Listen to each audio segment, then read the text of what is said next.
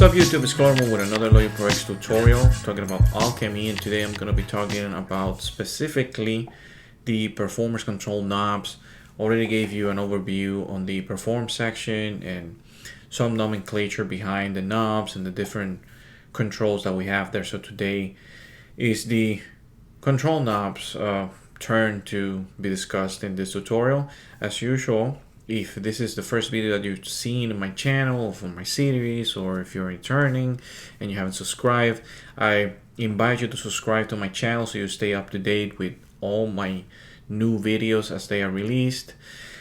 If you haven't seen the plans for the rest of 2017, I am adhering to a 6 video per week kind of schedule, and they're all being released during the weekend because I want to give everybody the opportunity to see them right away. So yeah, subscribe if you want to keep on top of that. If you like what you're seeing, if you don't like it, you can dislike this video or comment, make suggestions to then change your mind to a like or a subscribe. You can also contact me and see all of my other work in all of the different social media contacts that I have there in the video border at the bottom of this video. And without further ado, I'm going into Logic Pro X. So this is where we are. The perform section already gave a good overview of all of this, but now and also gave kind of a more in-depth look into the transform pad. Now this is the section that I want to talk about, which is the performance control knobs, and there are 8 of them. So the 8 knobs can each be named by clicking in the field below a knob and typing a name. And I think I might have shown this just briefly on the last video, but for the transform pads, that's a good thing about Alchemy.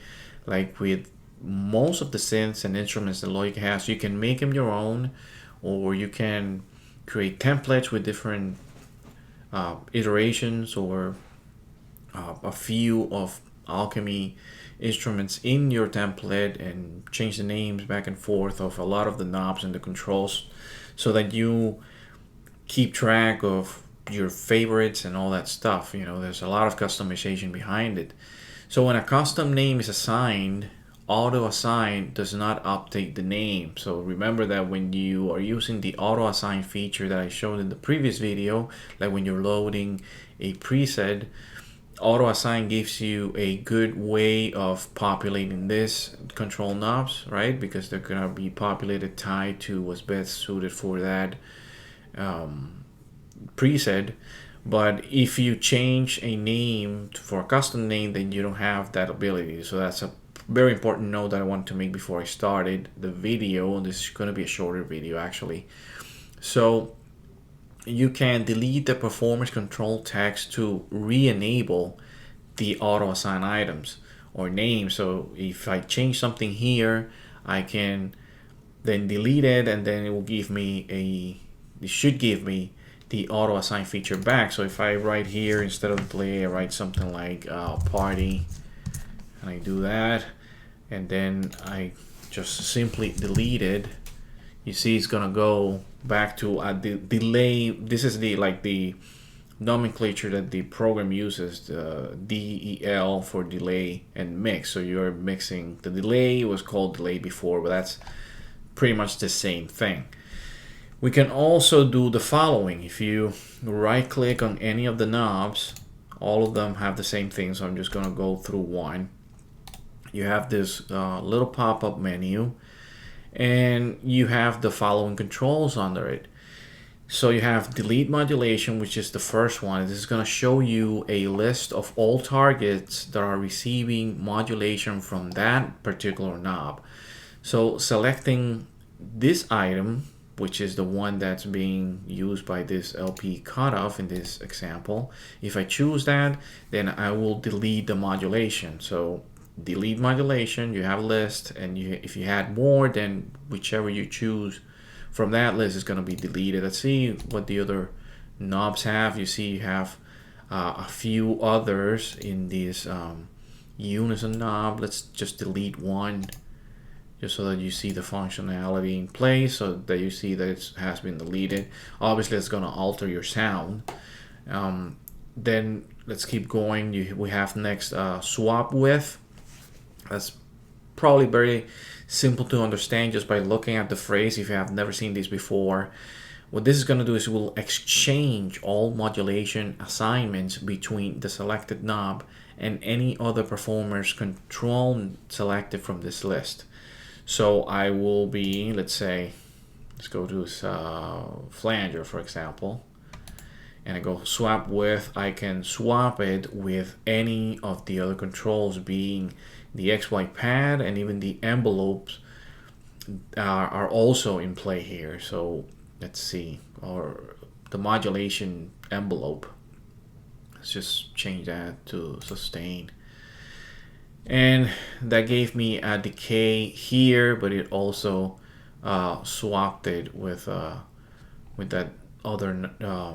So I put decay here, and if I do sustain, it brings it back to what it was, or close to it. So let's see, down the list we have copy setting to all snapshots. This will update all 8 snapshots with the current values and replaces the stored values of the current knob in each of the snapshots. So that's gonna do, let's see, copy snapshot, and then I can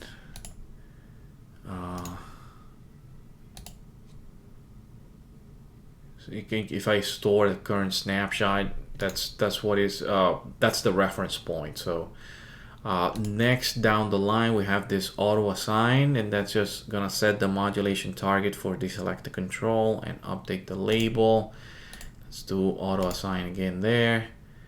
So it did something else. It named it effect. Let's see if I change that to party again. And go here and do auto assign, brings it back to effect.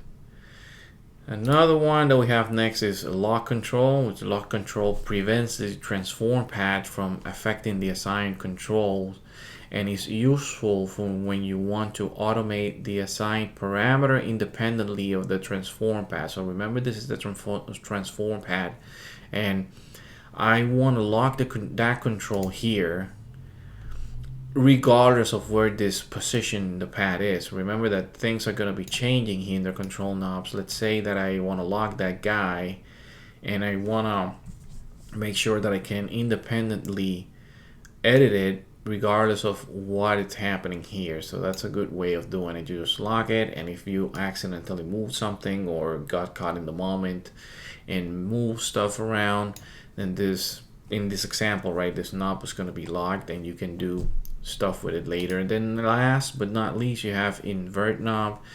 What that's supposed to do is to swap the mean and max values of the selected control and associated modulation targets. And for that to actually work and be useful for this tutorial, you need to have some modulation here, and right now there's only one filter 2 cutoff. I don't know what that's gonna do if I swap it or if I invert it. Let's see.